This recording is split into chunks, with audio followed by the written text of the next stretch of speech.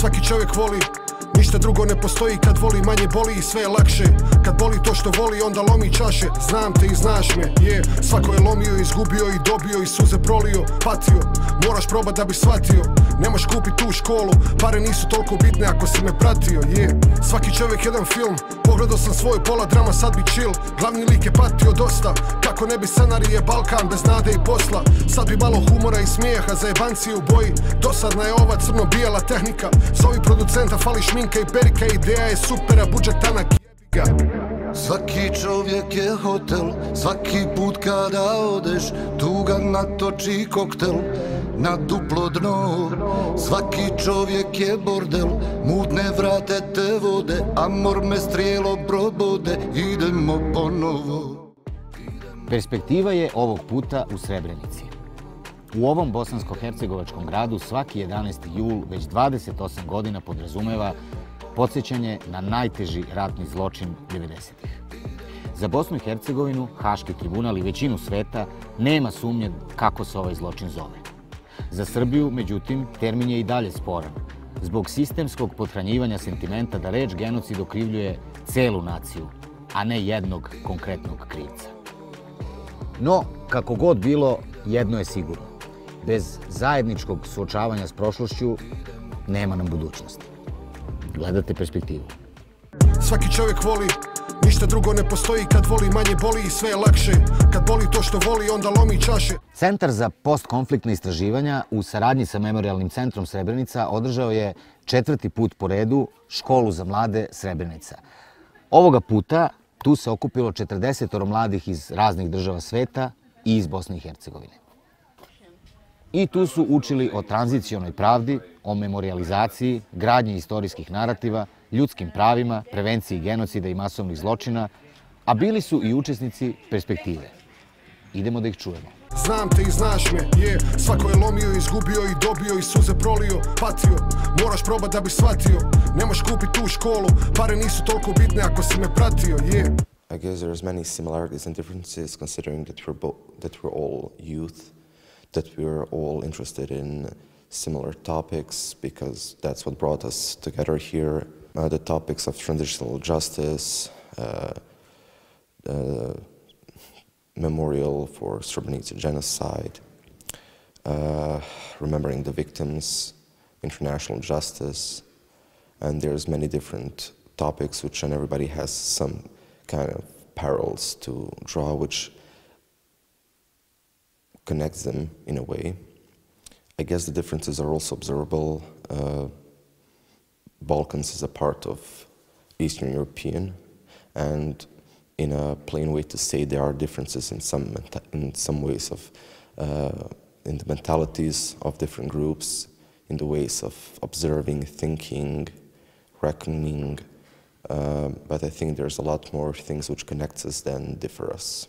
My mom is from Srebrenica, so because of her I knew the whole story, I grew up with the story, and it still has an impact on me too.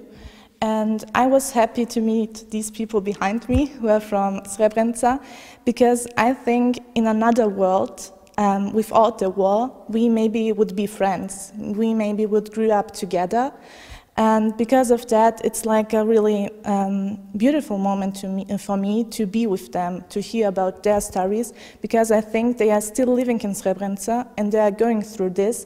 I'm a little bit privileged to live in Austria and just to know the story through my mom, through my parents. I believe that similarities between youth all around the world are the same. They all want to have fun, to be happy, to make something out of their life, to seize the moment.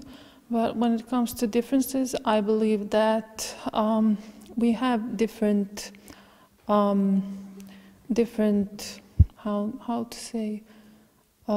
we have different tendencies, probably because people here need to deal with transgenerational trauma, need to deal with all the things that are coming from the politician, with the environment, with whether the conflict would happen again, and other, while people in the West, they have different systems and they probably don't talk about conflict on a daily basis, which probably helps their lives a lot and helps their mental health, while people here are very aware of what has happened and the effects it has on them, on their parents, grandparents, and generations after them, probably.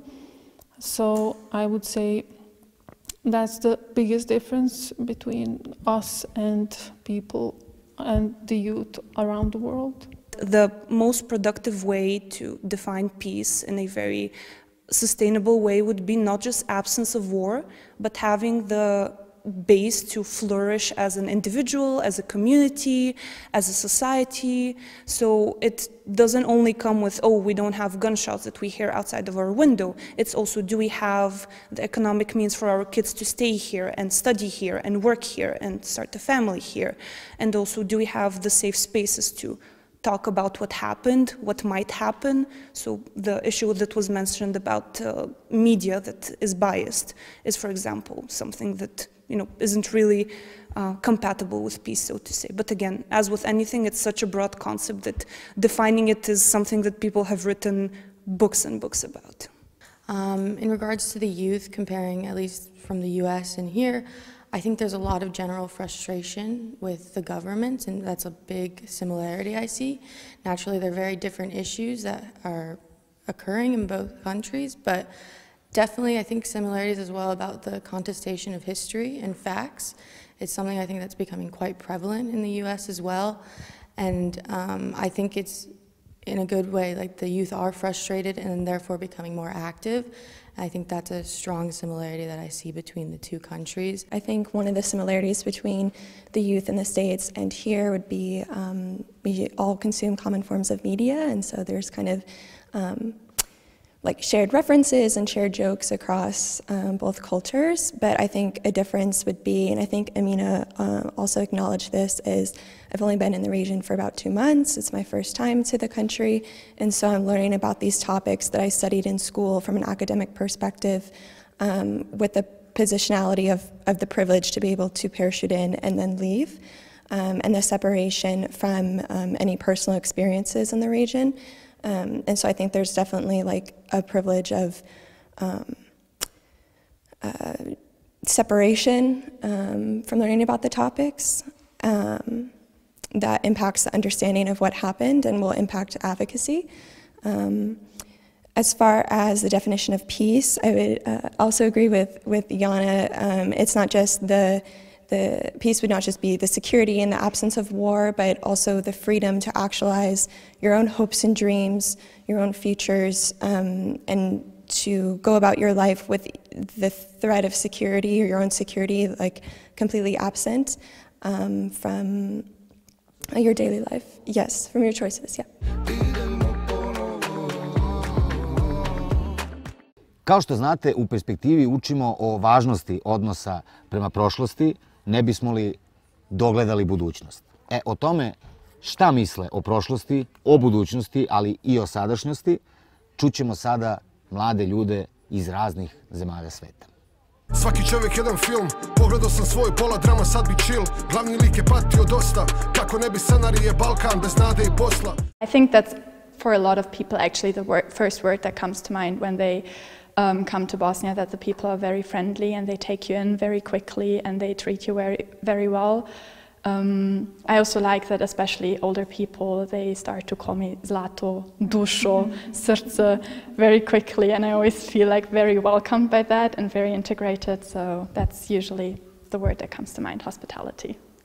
Given the topic of hate speech, it has become a big problem in recent years, given social media and also the uprise of problematic politics, I guess, because when we think about how our politicians nowadays talk to the audience, it's always in a way of hating other people and putting ourselves on a pedestal.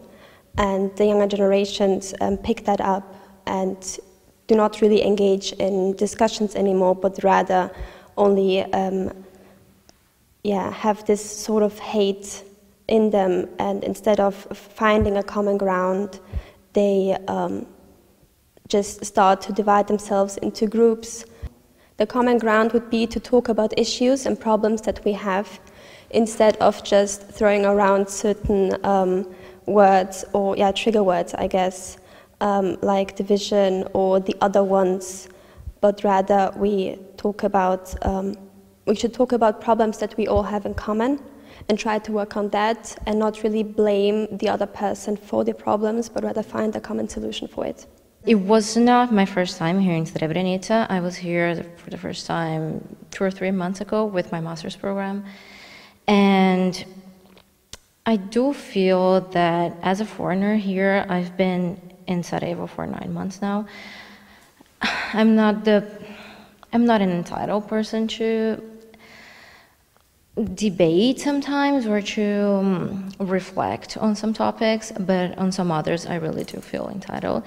And of course I do have an empathy as a normal human being, but also being here, I cannot deny the comparisons with my own country and what has happened, especially during the military dictatorship, and also connecting to the hate speech topic, how it has affected my country also, especially in the past 4 years that we just came out of a right-wing, extreme right-wing government. And I kind of do this parallel all the time. And I've been doing this also for my thesis now. And I do think as a foreigner, the mission of spread the word is really what brings us, well, most of us here at least. And maybe this fresh view on some topics of this society it's very unique in the sense.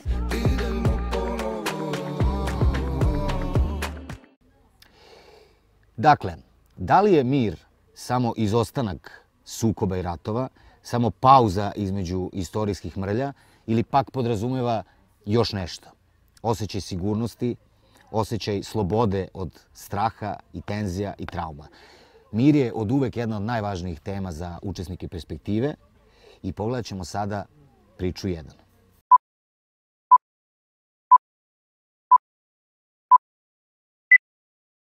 I've never been to Srebrenica. It's my first time. And I've been feeling overwhelmed in a positive sense because there's been a lot of information, a lot of emotion, and just a lot of things that have been said that I want to reflect on. So I think I'm not there yet to say exactly what I feel, but there's just a lot going on in my mind and in my heart.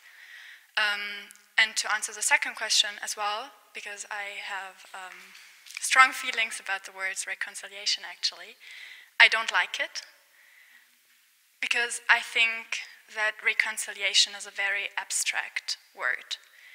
And I don't think it's clear what it means. So for me it's always reconciliation everywhere, like people should reconcile, especially young people should reconcile. But it's not even clear what that means and what that entails. And then it just gets put onto everything and it loses its actual meaning. So I have a feeling that for every project that entails somehow bringing young people together, it always has reconciliation slapped onto it. And no one ever talks about what that actually means. I actually just thought about this because reconciliation also applies in Germany somehow, like bringing young people together and like trying to reconcile something that we don't even know what we want to reconcile. Yeah, and sometimes I feel very connected because I'm from East Germany originally, and we have the West-East divide still. It's different, obviously, but it somehow brings me closer to what has happened in Bosnia. I mean, a privilege in terms of being able to witness this incredibly effective and emotional moment of people whom we have never known, but for whom we gather, for whom some people pray, just to be part of something that is so intimate and that should be there for solely the people who truly have a connection to them. And within the space where the coffins have arrived, we saw many people weeping, crying. There was a lot of TV people recording moments that were incredibly intimate, and that is something for me that I still ethically have to fight with as a Bosnian, as someone who is aiming to be a genocide scholar and who has been writing and reading for this ever since, like, I mean, even as a child. One of my first memories is on the TV when there was like, oh yeah, it's the 11th of July. And I still remember asking my parents, what is the 11th? Like, what happened? Like, as a very safeguarded child of ethno-nationalist rhetoric, that was my first memory of that. And now, so many years later, to be here and to witness that is immensely.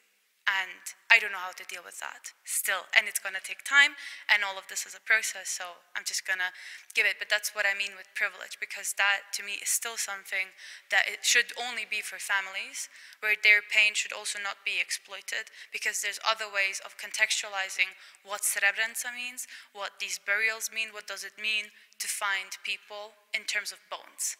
Where one person is identified via one, and then we just move on with our lives. And it was the same for the entire commemoration and the burial yesterday. I personally couldn't find the strength to stay there. This is my first time in Srebrenica, but I have, my immediate family is not from here, they're from Opština Foča. But from a young age, I've known about the history, and I know, I always knew of the toll that and the heaviness that it had in everyone's hearts with the events that occurred in Srebrenica. And after arriving here, I was told from everyone that I need to be mentally prepared for the commemoration and the funeral and everything. And to an extent, I did prepare myself. But I think that the most heartbreaking moment was when they pulled us to, I think it was like the old parking garage, the old Dutch parking garage by the Memorial Center, and when we watched like the coffins arrive and just the groups of people, and then when the coffins were brought inside, it's like hard sightseeing. Like you're even watching grown men cry, and they try covering up with sunglasses, and yeah, and the media and all that.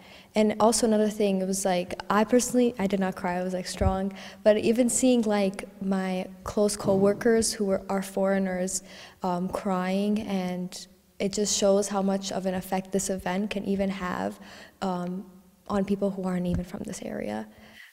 And I really think that in Srebrenica specifically, after attending the funeral, yesterday, there is really a sense of community, regardless of where you are from. I remember I was at the top of the hill and I was just watching. I don't even know how many people there were there. I want to say over 20,000. I might be over-exaggerating. But there really is a sense of like community. And I remember I was sitting around people and I was talking to them, and they're from Srebrenica, they lost families there. And they got up, and when they were ready to leave, and they thanked PCRC and all of the interns, even the ones who aren't even from Bosnia, for coming and for showing their respects. And I think that if we continue to have this,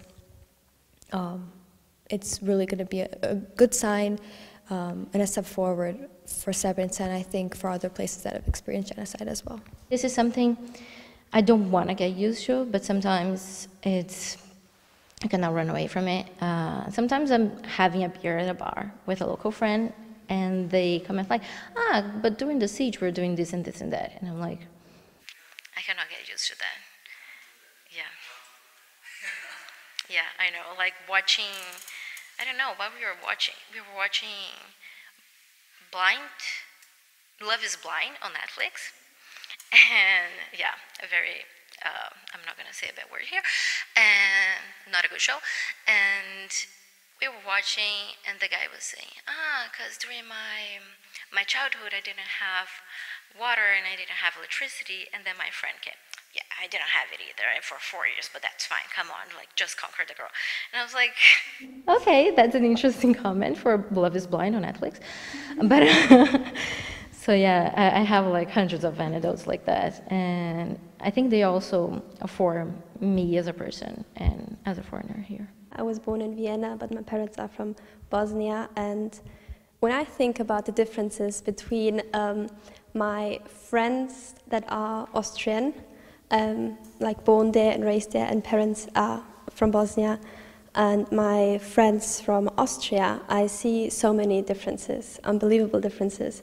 Because first of all, I mean, we have our similar day-to-day lives. We go to school, we go to university, we go out with friends, and that's normal, I guess, and I'm happy to see that everyone is enjoying their life in a way. But then I sometimes speak to my Austrian friends, and they never had to like think about certain topics, and they do not share the same like family history, I guess. Like they don't have to go back to like every summer to a city where a genocide happened, or they and have to think about that.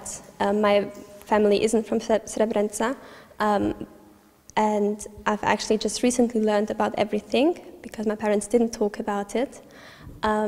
But like generally just thinking about how they kind of have easier lives, in a sense, like emotional easiness, because they do not have to face heavy topics. They do not have to think about the history of a different country that they have no like familiarity with, right? And growing up as a kid in the diaspora, I had like everything in Austrian and in German, and we learned about like the Habsburg monarchy, right? But we never learned about Bosnia. And I know that a lot of my friends that do have Bosnian roots, they did talk about that with their parents, and that is an emotional heaviness that I just recently learned about, that my friends from Austria would never understand. And sometimes don't even want to understand. Like they ask me, why do you even think about that? Why do you want to learn about that? Sometimes even family members who have lived through the war, they do not want me to have this emotional heaviness and also responsibility, because they want me to have an easier life. And I think that is one of the key differences that I see between, as a diaspora kid, between my Austrian friends and my Bosnian friends. Austria, for a very, very long time, declared itself as like the first victim of the National Socialism regime. And it is true, a lot of victims were in Austria, but also there were a lot of people who were taking part in the Holocaust, Austrians who were, you know, part of the Nazi regime. And what I've said before with what Melissa was mentioning, that Austrians don't have to think about like the genocide also here in the Balkans, and like these topics in general, like the youth, it's not part of their everyday life. And I would say it's not part of their everyday life, but still, when you talk about history, when you talk about what happened in Austria, what Austrians committed in the Second World War, then it is for sure a topic we have to think about. And for example, it's like very far away, but my grandpa's dad was a Nazi. And I mean, I never talked to him of like my grandpa's dad. It was like he died way before I was born. But still, like you kind of feel a responsibility to help in the commemoration of the Second World War, of the victims of the Second World War. And that is also a reason why, through the Austrian service abroad, why I was working at a Jewish community center to foster Jewish life, to support Jewish life, and to, commemorate and be part of the commemoration and the discussion. Htjela sam da spomenem nešto o mladima u Srebrenici. Mislim, s čim se mi, pošto sam ja iz Srebrenice, s čim se mi susrećemo, na primjer u školi, gdje u našim udžbenicima iz historije se negira genocid. Gdje mi u osnovnoj školi, kad smo bili, lekcija o genocidu, negira se genocid, onda to se ne spominje, taj čas se uopšte se ne predaje, taj čas ne radi se ništa i onda teško mi je o ovome pričati. U jednom trenutku mi dođe da jednostavno samo odem iz škole, da napustim školu, da napustim Srebrenicu, da više to ne gledam, jer me svaki put podsjeti na moje koje sam izgubila.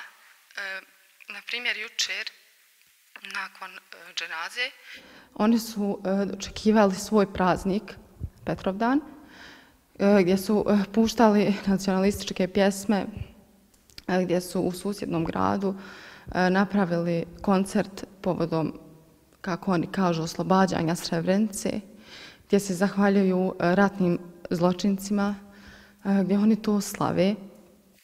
Baš ispred moje zgrade vidim kako oni to sve slave. I onda teško je pričati uopšte o pomirenju. Mislim, izvan svega ovoga, ovih dana, kada se nekako najviše priča o Srebrenici, mi s njima pričamo normalno. Ja imam, mislim, iz razreda sam imala neke ljude koji nisu moje vjere, s kojim se normalno družim. I onda samo vidim na društvenim mrežama kako oni negiraju genocid, kako pričaju loše o nama, kako zapravo tužno je to da kad ti vidiš da tebe zapravo neko mrzi i ne želite ovdje. I ne znam, i ja smatram da bi oni to, mislim i oni to sami kažu i izjave da bi oni to sve ponovili, čak i gore. I to je nešto što, ne znam, ja eto nisam imala nikad priliku djedu svog da upoznam, svoje amidže da upoznam, mnogo svoje rodbine. U genocidu sam izgubila 22 člana familije. Neki nisu još ni pronađeni, neki možda neće nikad ni biti pronađeni, možda su spaljeni. Neki nisu kompletni. Kod nekih je samo par kosti ukopano. I to je sve strašno. I onda oni to slave. I ti to kad sve vidiš, bude ti muka, dođe ti da plačeš, da vrištiš, da jednostavno ne znaš šta da uradiš više. Bio je to video priča 1, a u sljedećoj epizodi gledat ćemo reakcije prve grupe na video koji su upravo odgledali. A Perspektiva ostaje u Srebrenici, gledamo se ponovo za 7 dana. Do tada pozivamo vas da pogledate arhivu naših emisija i priče naših dopisnika i dopisnica iz cijelog regiona na perspektiva.plus, kao i na našim društvenim mrežama. Gledamo se. Svaki čovjek jedna knjiga, ja bi bio slikovnica da me nije briga. Život bi trebao biti igra, ali piše romane, zato uživaj dok pišeš i ne gledaj sa strane. Svaki čovjek je hotel, svaki put kada odeš, tuga natoči koktel na duplo dno. Svaki čovjek je bordel, mutne vrate te vode, amor me strijelo probode, idemo ponovo.